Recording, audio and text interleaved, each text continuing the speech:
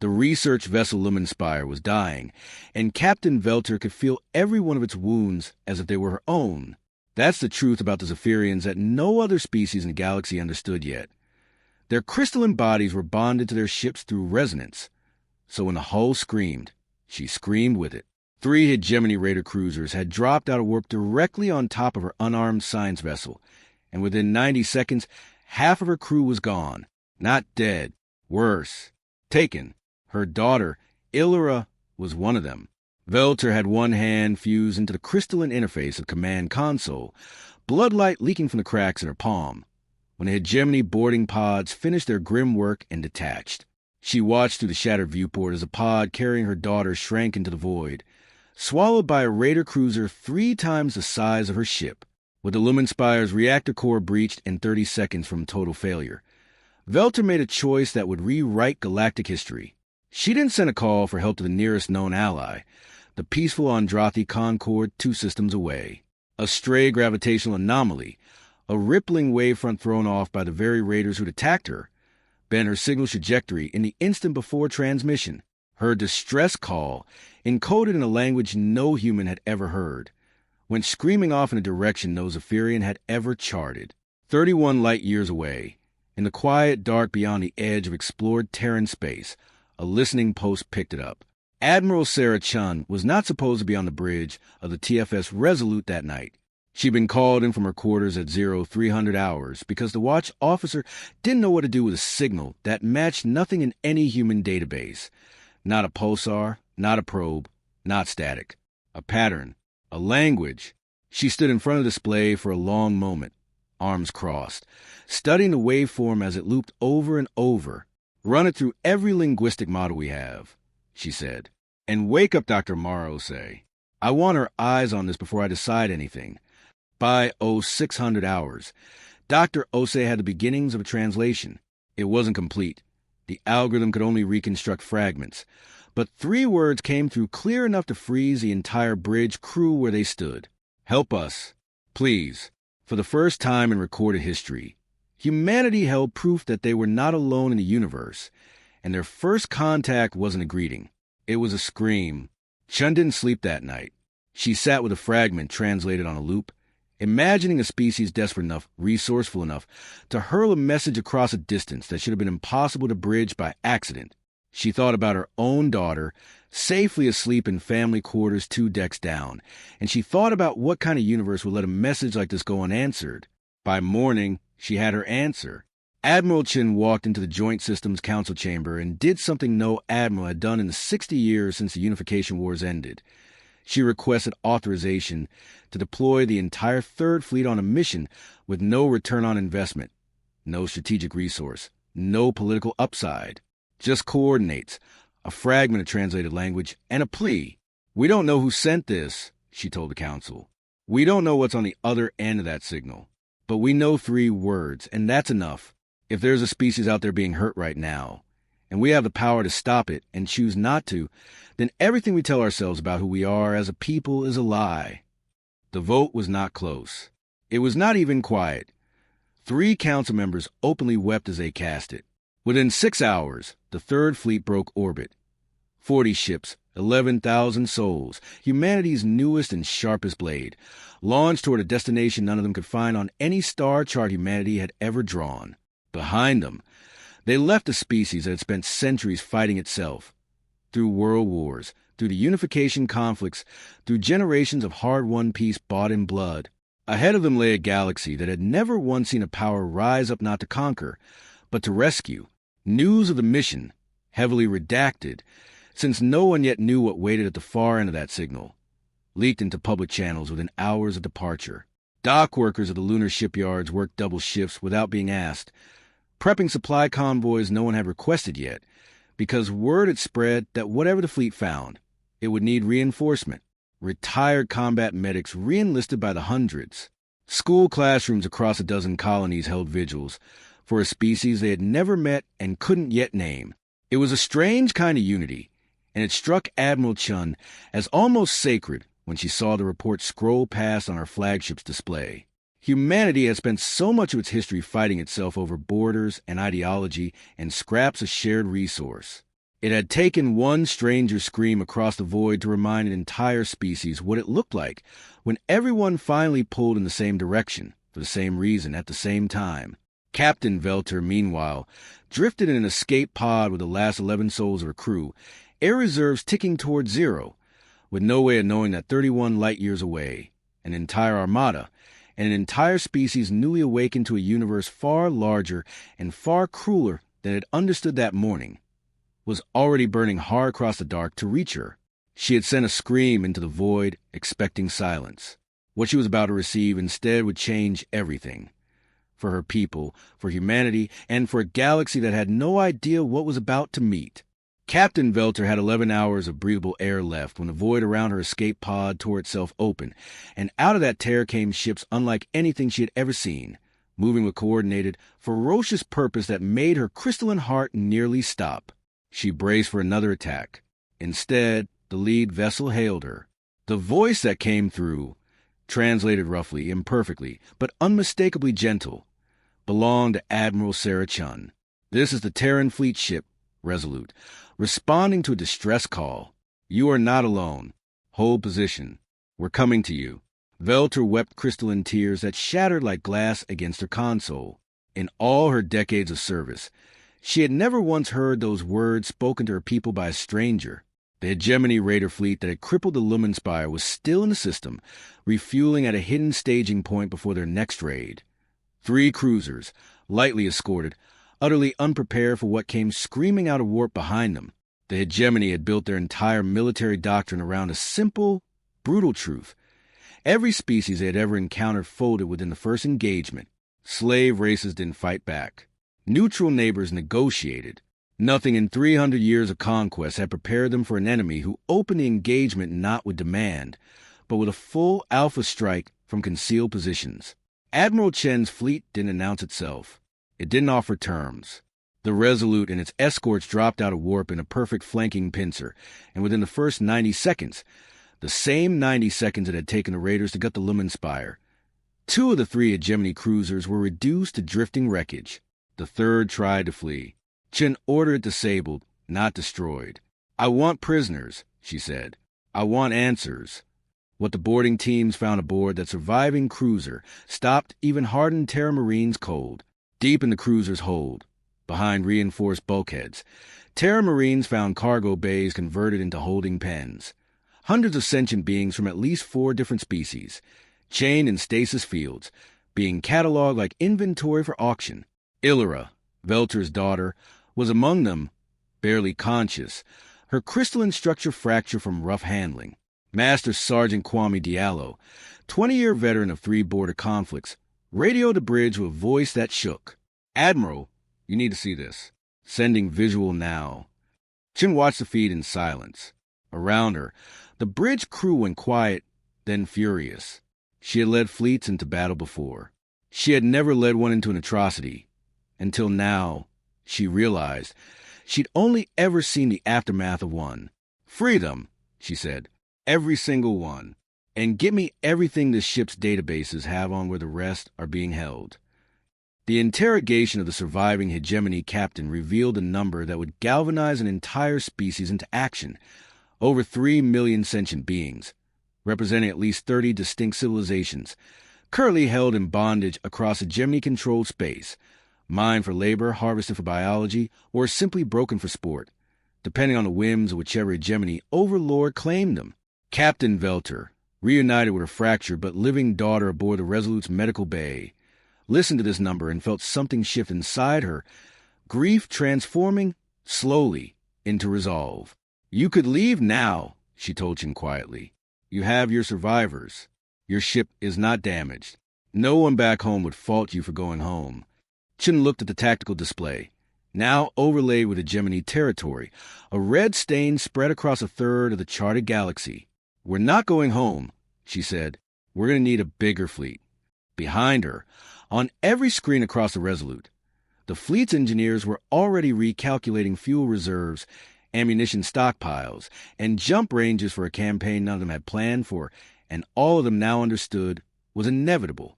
3 million souls were waiting. Humanity had just learned their names, and it had taken exactly one battle for an entire species to understand that going home was no longer an option they could live with. Captain Velter watched the recalculation scroll past on a nearby display, her daughter Ilra asleep beside her in the medical bay, finally safe for the first time in what must have felt like an eternity. She had expected gratitude from her rescuers, perhaps an escort home, perhaps a polite farewell. She had not expected an entire alien fleet to reorganize its purpose around a number they'd learned only hours earlier. Why? She finally asked Chun when the Admiral came to check on the recovering survivors. You have already done more than we could have hoped for. Why risk more? Chun considered the question for a long moment before answering. Because now that we know, doing nothing would make us complicit. That's not a decision my people take lightly. But once it's made, we don't walk it back. Velter said nothing further, but something in her expression shifted. The first flicker an idea that would, in the months ahead, turn a rescue mission into a revolution. Word of the Resolute's battle spread across explored space faster than any ship could travel, carried instead on the compressed subspace relays the Terran fleet had spent decades building. And by the time Admiral Chen's report reached Earth, it wasn't just her fleet debating whether to go to war. It was everyone. The Joint Systems Council reconvened, this time with the full weight of public opinion pressing against the chamber doors. Footage of the freed prisoners, gaunt, scarred, disbelieving that rescue had come at all, had leaked to every news network on Earth and every colony beyond it. A retired shipyard welder named Marcus Webb stood up during a public council hearing, uninvited, and said the thing that ended up on every headline by morning. My grandfather fought so nobody would ever do that to us again. Now we know somebody's doing it to someone else. We don't get to look away just because it's not our blood this time. The council vote to fully fund and expand the liberation campaign passed unanimously. What followed was not a single fleet, but mobilization the likes of which humanity had never attempted in peacetime. Shipyards that had been quietly decommissioned after the last regional conflict roared back to life. Retired officers came out of retirement. Civilian volunteers, miners, engineers, doctors, teachers, signed up by the hundreds of thousands for support in logistics roles they'd never trained for, because the mission mattered more than the resume. The first liberated species, the Zephyrians, alongside 3 smaller allied civilizations the Resolute had freed in subsequent raids, did something no one on the Terran side had anticipated. They didn't just thank their rescuers and retreat to rebuild. They asked to fight alongside them. Captain Velter, still recovering from the loss of her ship, petitioned Admiral Chin directly. You gave us back our people. Let us help you take back everyone else's. Chin initially refused. Zephyrian technology wasn't built for war, and she wasn't willing to spend allied lives she hadn't asked to risk. But Velter pressed a point that would define the entire war effort going forward. You didn't wait for us to be ready before you saved us. Don't ask us to wait until we're ready to save someone else. Chun relented. The first true multi-species task force, designated Coalition Fleet 1, launched 3 weeks later. The hegemony, meanwhile, was only beginning to understand what had happened to their raiding parties.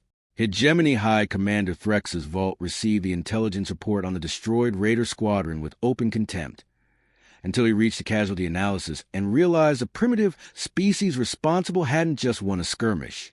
They had annihilated a combat-tested squadron in under 2 minutes without taking a single loss, then turn around and organize a rescue and prisoner liberation operation with terrifying efficiency. Vault had conquered 11 star systems in his career. He had never once faced an enemy that fought for something other than territory or profit.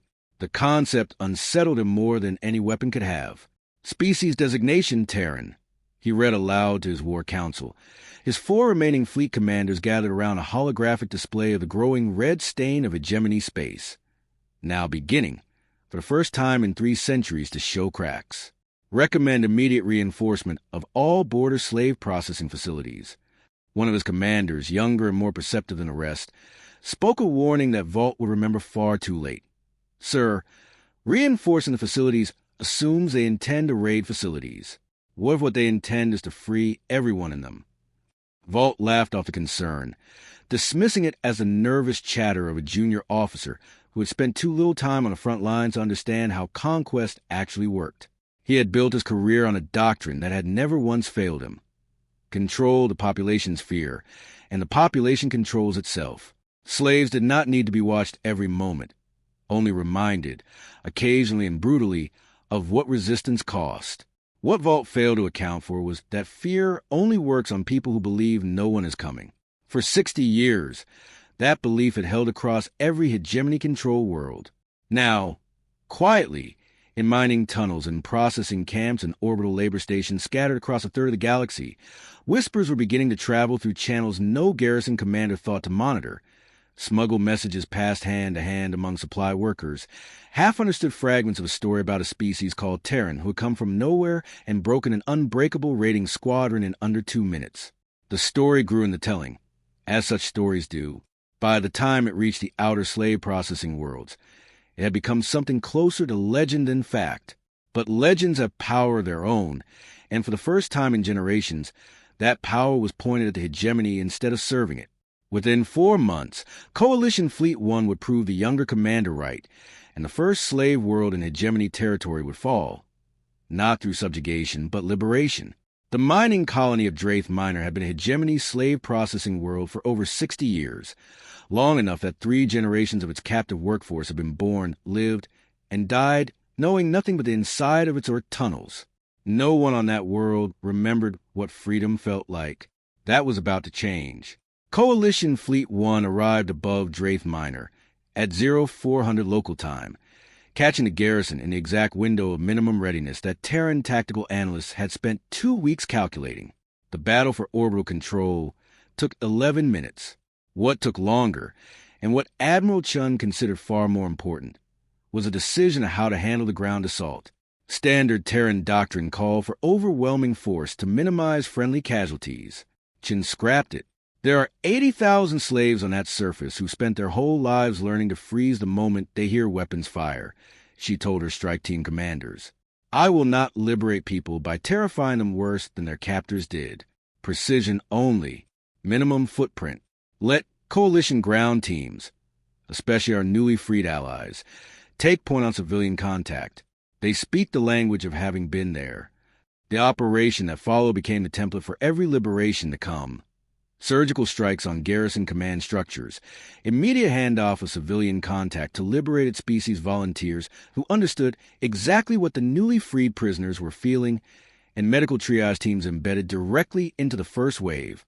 It was on Draith Minor that the war's most powerful weapon revealed itself, and it wasn't a starship. It was hope, and it moved faster than any fleet could travel. Within days of the liberation, encoded resistance messages began appearing on hegemony slave worlds 3, for even 6 systems away. Worlds Coalition Fleet 1 hadn't even reached yet.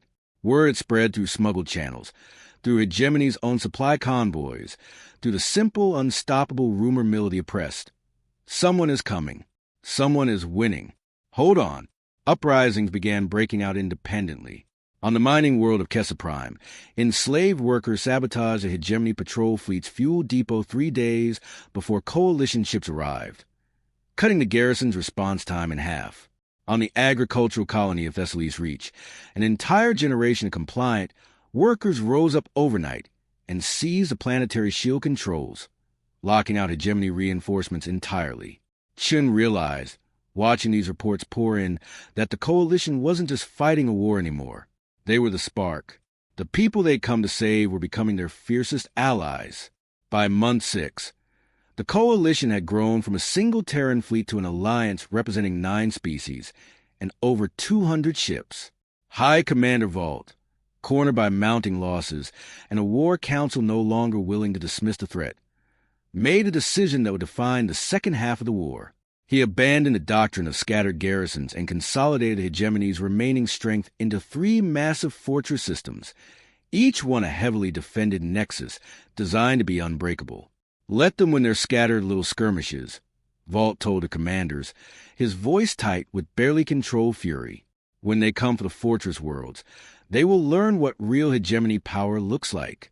We will make an example of this Terran fleet that will end their little rebellion in a single afternoon.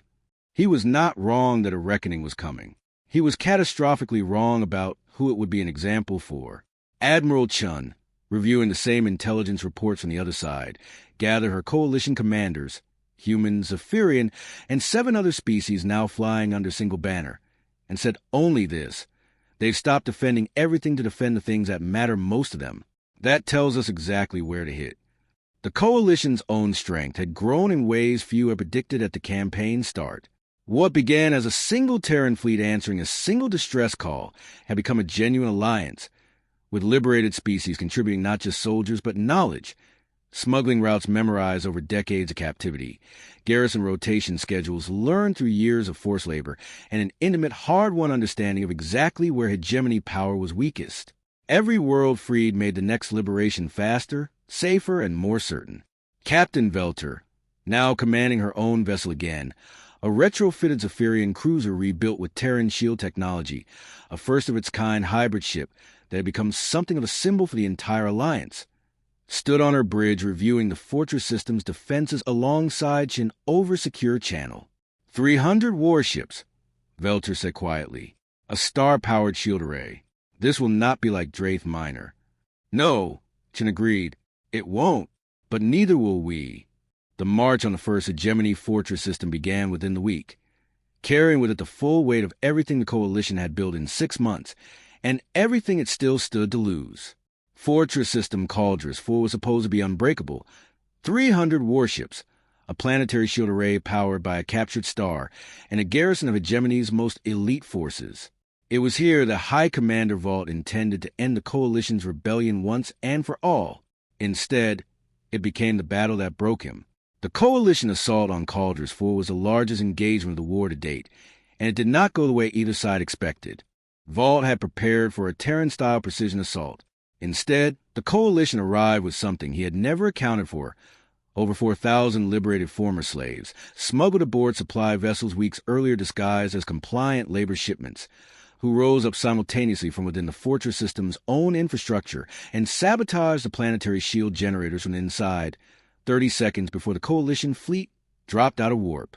The shields that were supposed to make Cauldrus 4 unbreakable flickered and died before a single Coalition shot was fired.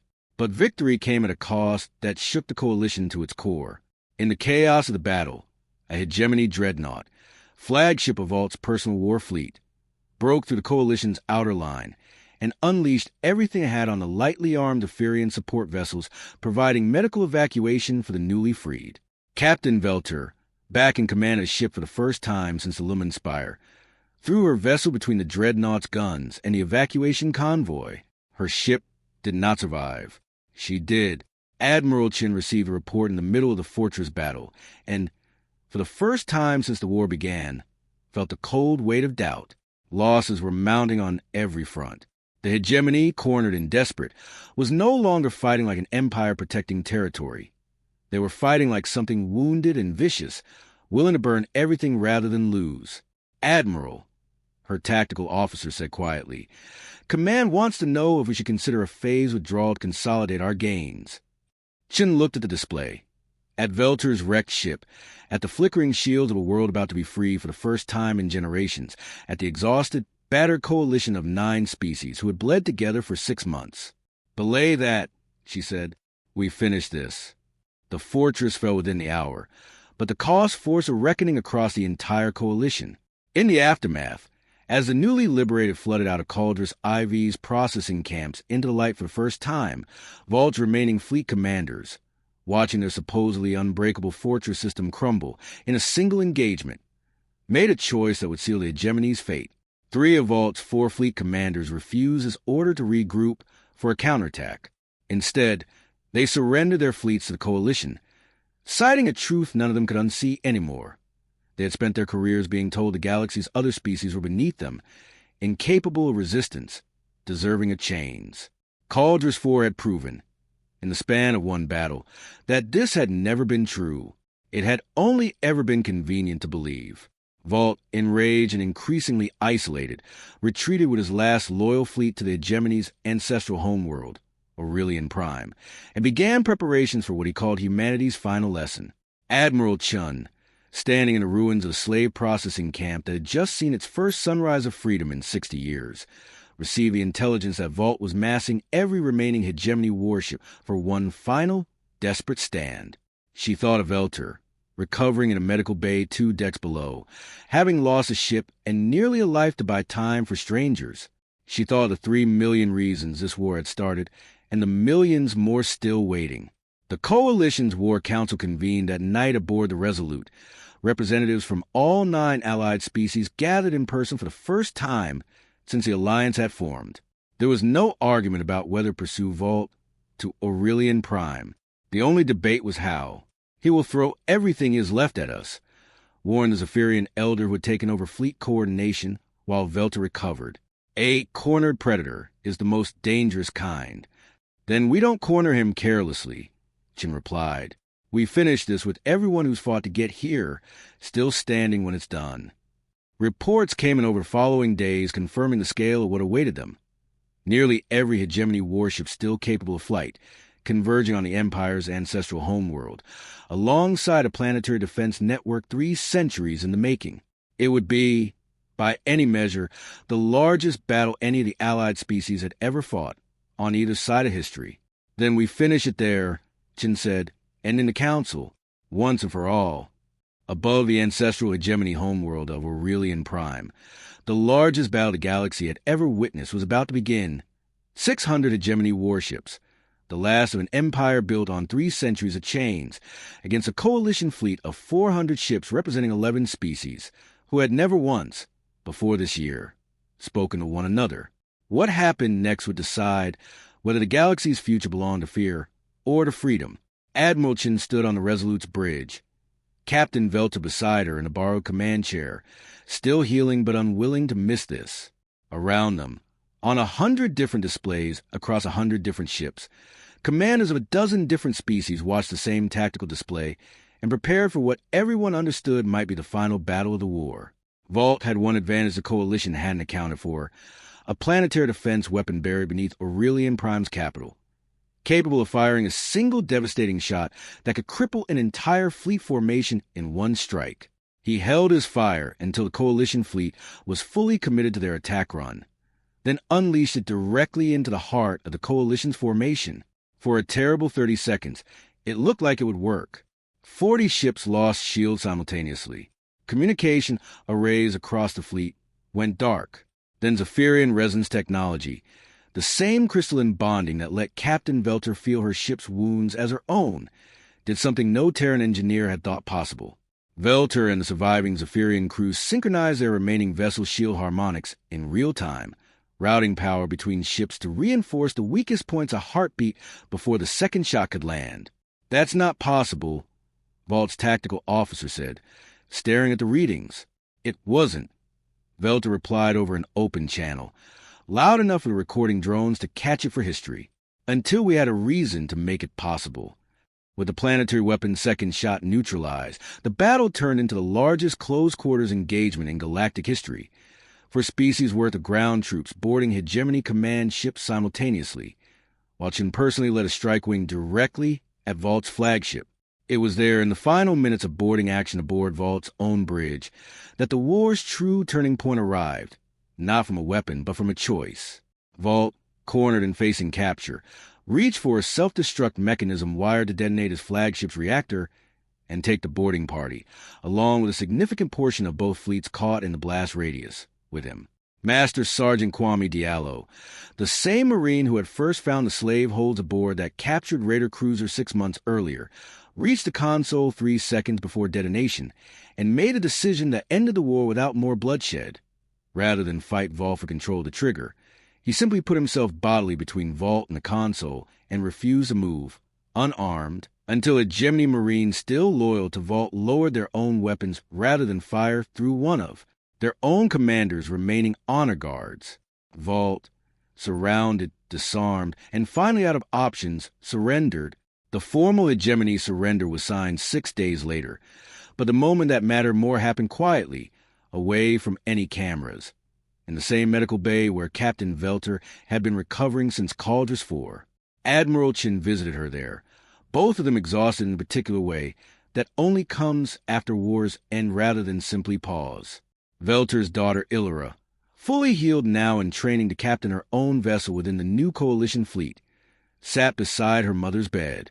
3 million souls, Chin said quietly, looking at the latest liberation report scrolling across a data pad. The final numbers, now confirmed, of everyone freed across the war's duration. 3 million, and it started because a gravity wave bent your signal 3 degrees off course. Velter took the pad, reading the number that would define the rest of her life, and laughed. A real laugh, crystalline and clear, the first Chin had heard from her since before the Lumen Spire fell. I sent that signal, already certain no one was coming, Velter said. I wasn't asking to be saved. I was just refusing to disappear silently. I never imagined the message would find anyone at all, let alone.